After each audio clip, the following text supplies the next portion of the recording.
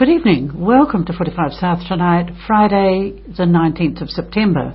My name's Helen Stead and I'll be your host for this evening. News, first from the Oamaru Mail. Duntroon Hotel prepares for visitors. The Duntroon Hotel has undergone renovations over the last few months and has just opened a new dining room. Publican Nicholas Evans said the new cafe, lunch and dinner area was open for business and was part of an overall plan to modernise the hotel in preparation for visitors using the Ops 2 Ocean cycle trail. Mr. Evans, who has an extensive background in hospitality, began managing the hotel in March and has completed several upgrades including the toilets, public bar and lounge area. We are currently offering a comprehensive all-day menu and starting soon there will be ice creams, cold drinks, pies and sandwiches available, he said. We're also looking at options to reopen accommodation within the hotel and looking at possibilities in the grounds of the hotel. It's a key spot and whatever we do has to be professional. A lack of accommodation in the village was to be discussed at a community meeting last night. Mike Gray, Secretary of the Duntroon and District Development Association, said the purpose of the meeting was to find people who were conscious the Ops 2 Ocean cycle trail was happening and who wanted to be part of it. We have some bed and breakfasts. They meet a certain market. We have a camping ground, which is not for everyone. So what we need is private, self-contained accommodation. We're seeing people getting bused to other places for accommodation, and we want them to stay here in Duntroon and enjoy what we have to offer. The best outcomes from the meeting is not necessarily to solve the problem, but to throw ideas out and brainstorm. And if 6 people put up their hands and are interested in a follow-up meeting, we'll be happy. And then he goes on to talk about the golf course and Nichols Blacksmith building, Forge, which is due to open after some work's been done on it in a month. And the second story is from the Otago Daily Times. Melbourne wool prices encouraging. Encouraging without being spectacular was how New Zealand Merino Company commercial manager Keith Ovens described this week's wool sale in Melbourne. The quality of mostly new season's wool was again very good, and there was quite a wide gap opening between sound, good style wools and any faulty ones, Mr. Owens said. There was definitely more interested in the 14 micron area, the first time for quite a while, and that was positive for growers and finer wools. While prices were still miles away from where it needs to be sustainable, there was a $3 to $4 lift in some of these types. European mills were dominant in buying, and most of the good quality wool was destined for Italy. Chinese buying was very restrictive at the moment.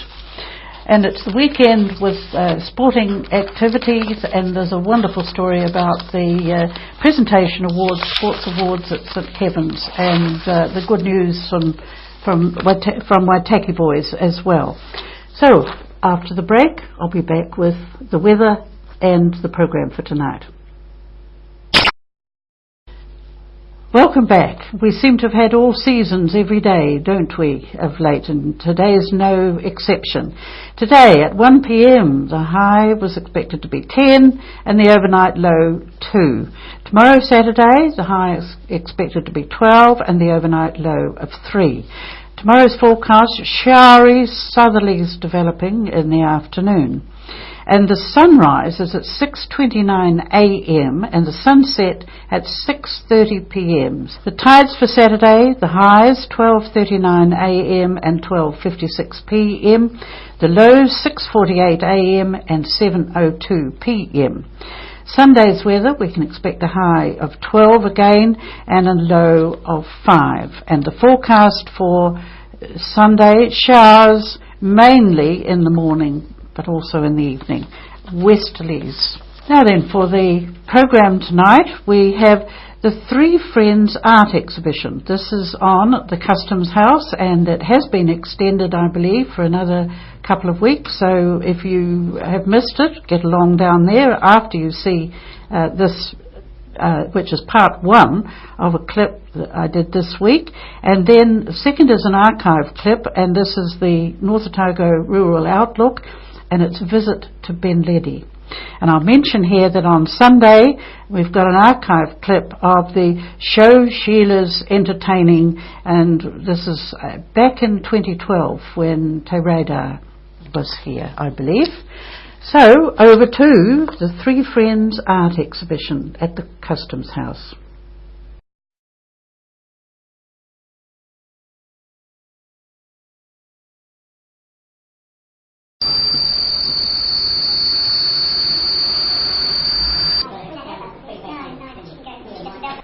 I'm down at the Oamaru Customs House and looking at the Three Friends exhibition, and this is North Otago Art Society exhibition, and I have with me one of the three friends, Yvonne Mundell. Hello Yvonne. Hello Helen, how are you?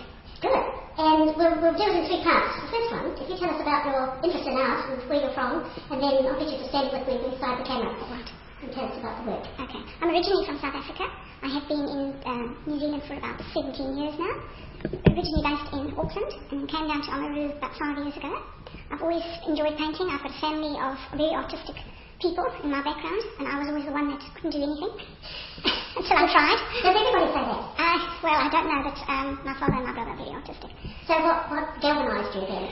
So I was just encouraged, and I went to an art teacher. She was about 75 years old, and she said, yes, I can teach you to draw. And she made us draw cones and columns and toilet rolls for about 6 months, so you could learn perspective. You weren't allowed to paint for at least a year, right. And it moved on from there. And I did a lot of botanical drawing and that type of thing because I enjoyed that. And then when I came to New Zealand, I didn't do anything for quite a while, with immigration, settling down. And then I joined a teacher by the name of Adrian Jennings in Albany, and she taught me how to do oil paints. Taught me everything that I know about oil paints.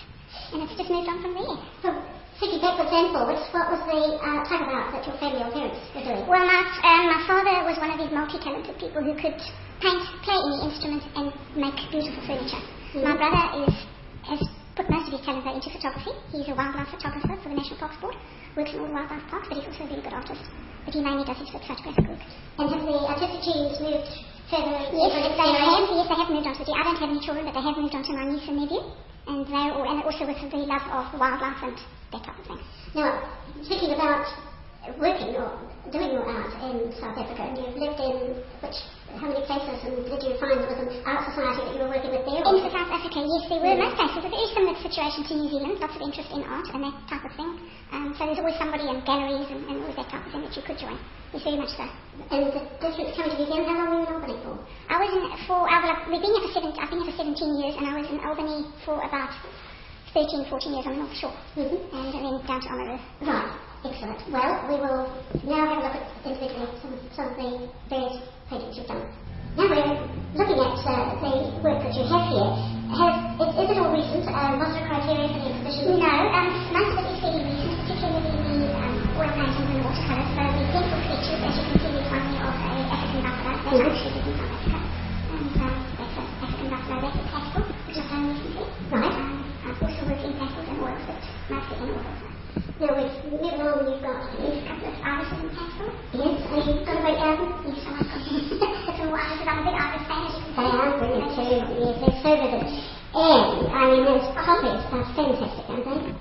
So what have you used? What's that in it? Right. It's very difficult. Well, the depth of colour there? Actually, there's techniques that you have to use. I was taught as well.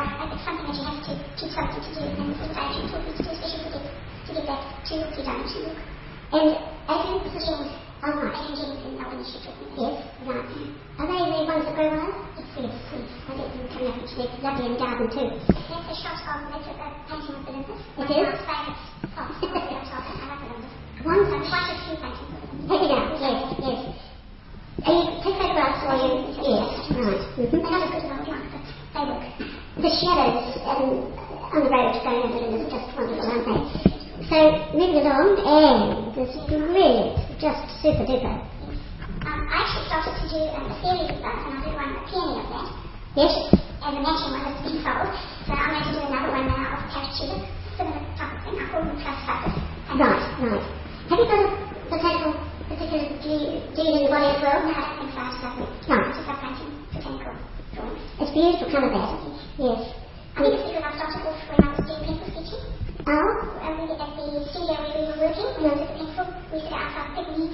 to draw, and that's where I started with the love of botanical. And the poppies again, were they done at the same time? Or no, that's the video, that one, not at the same time. That's the latest collection, the video, that one. Yes. And the bees love them too. And the daisies. So they're sunflowers. Are they sunflowers? Oh, there are different sunflowers to the ones that we know here. Are they these? I can't remember them. I think I took some off or something. Right. So in the corner, we have two. We have a petal of hydrangeas and my beloved cat. I wondered, how does he get into the... just because he sits near you? Oh, I lost her when we came to New Zealand, so she's 17 years old. Oh, my she's goodness. a sweet little thing. And she's very amenable, and that's often her colours. That's very like her. Is she peppery or... No, she's just a little sweet special. Right. Excellent. And this one up here, with one more up here too. Yes, now... This is a culture It is. what I normally do, it's pencil. But I just thought they were so pretty. No. So I enjoyed doing this, I really did. And Why? I don't know, I just like their shape and the colours and the shimmer on the scales. Right. It's quite difficult to get the facial expression though, they sometimes look at the cross. I'm trying to think, what was it? Finding Nemo. Finding Nemo. Yes, Nemo, that's right. And I've never quite considered fish as having a face that was different from the next fish. I'm back across the lens to get the lesson quite across. The one at the back looks like he was worried about something, but anyway. Lovely. Well, thank you very much. What have you got on the go now? I'm doing for a friend of mine, I'm doing some lavenders as an apricot.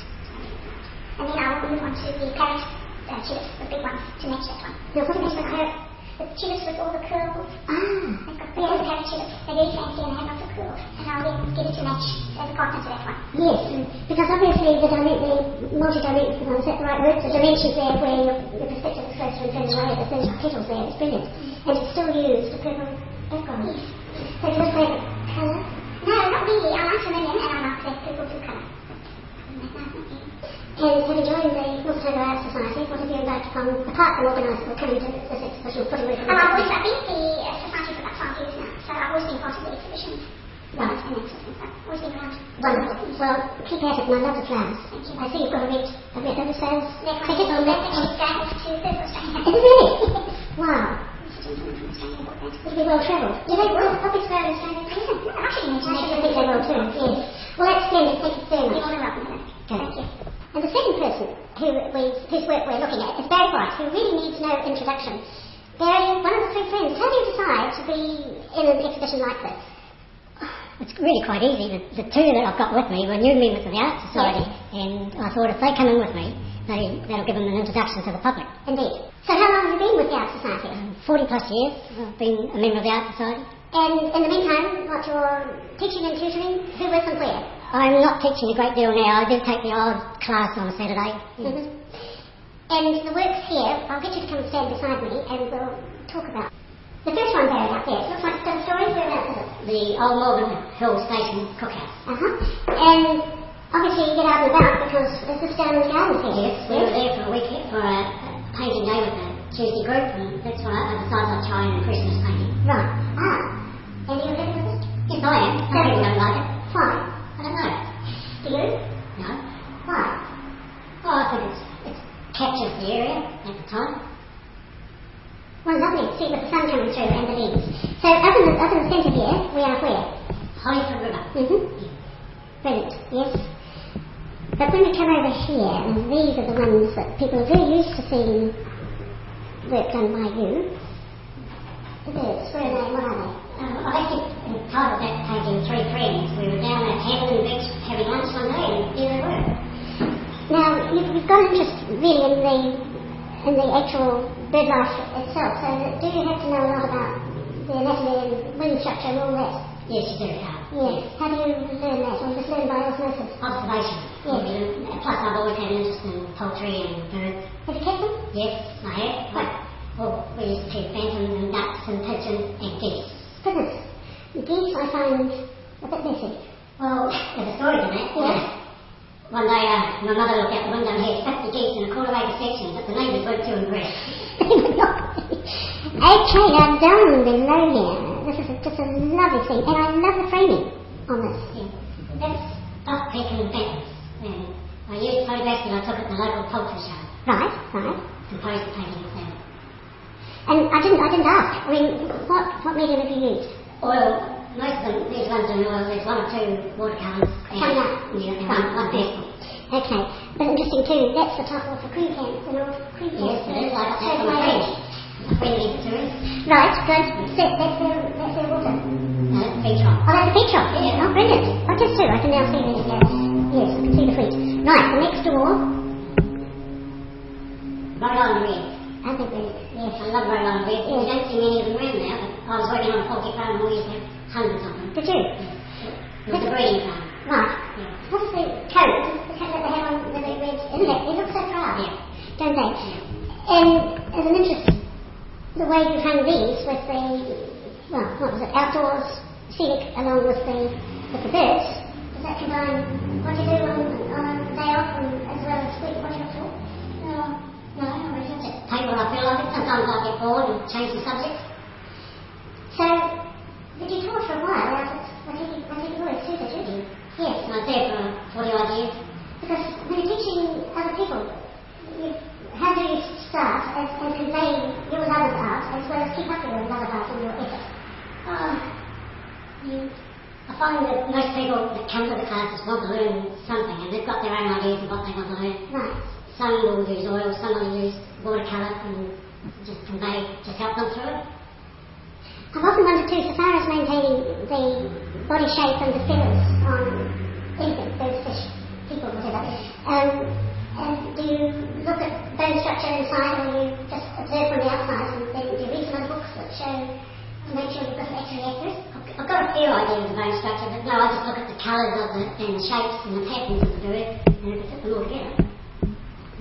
Now we're looking at the second set, Barry, and the rural and urban, of course there's definitely a story here, so have you got is this part of your childhood before or where did that from? Yes, we used to work on dairy farm after school and in their holidays and they still had draft horses working. Right, and then there'll be the boss out there on the right, so this is where up? No, that's the cavalcade. Oh, that's the cavalcade coming through, yeah, right, just too, of course. So where was that?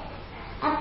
Was that taken somewhere? I actually photographed the horses coming around the racecourse and I didn't like the background. No, it's fine. So I found a photo that had the background of where they travelled and I just put that on. Lovely. So this one you imagined it? Yes, it's a composition. Yes. The chap out in front was actually Abel and he's one of the members of the art society and he modelled for me. Yeah, good. Model. Yes, but he didn't model with the horses. No. Yes, so you look right. Brilliant. Now, I mean, we'll nip down in the corner because there's another group of a lot more ponies, do they? Yes, these are miniature horses out at the north end of Oamaru. Mm-hmm. I wanted to go and paint them, so I painted them on location. Yeah. It's a lovely little train background. Yes, I thought it was there and I decided to create a good background for them. So I'm still impressed with the fact that they're very realistic. Well, they were. Yes. Yeah. So I mean, you make it realistic when you do the painting. Is it not really difficult? Oh, it is difficult, but if you look carefully at the patterns on the animals in the background, you just paint your patterns. Right. And different we have up on the top here. And this again, this is not happening in that painting. Steam train, that's steam engines outside the old steam sheds at Dunedin. We used to wait beside them when we finished playing rugby at school. We used to stand outside looking at them. Now they're gone. Those machines. Yes. Now, but then there are people, the railway, the train spotters and the enthusiasts. It was a very different period of time. Have you done that for photograph and then we still have to think about the colours? Yeah, a number of photographs. It's quite a number. Yes. Wonderful. And somewhere else that we know very well? Murray Wallace. Yes. No, Nick Noah's touch. No. Again, one of the things they go back in time, they broken up over time, so there are changes, haven't they? There are changes. Yes. Different tides and different lights and different angles with different photos, different painting. And the last one here, again needs no introduction. Harbour Street, just done that one and went round and painted most of it round there to get the light right. Something about the big roof too that seems to go so well. My husband was asking about artistic questions, but what decisions do you have to make when you're putting into an exhibition? I just put in ones that I feel would look good to the public. Right? And show a cross-section of my interest. Yes. And is there enough all space to stand still? No. Well, look, it's been really great and really want to commend you because all the work that you do for the art society, but I just love your bird paintings as well, so I'll go and have a look at the rest. Yeah.